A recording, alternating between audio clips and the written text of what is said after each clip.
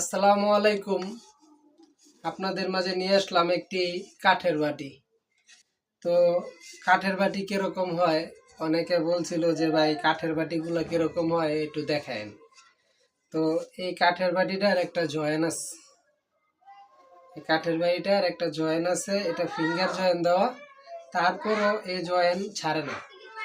তো আমি এই বাটিটা 2 বছর ধরে ইউজ করতেছি। তো যেরকম বানিয়েছিলাম ওই রকমই আছে।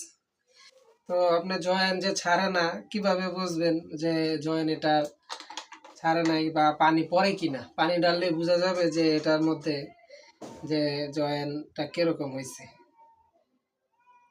তো এই যে দেখেন, আমি পানি ঢাইলেও দেখাইলাম,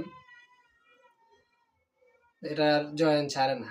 তো যাদের এরকম বাটি দরকার আমার সাথে যোগাযোগ করতে পারেন। ধন্যবাদ।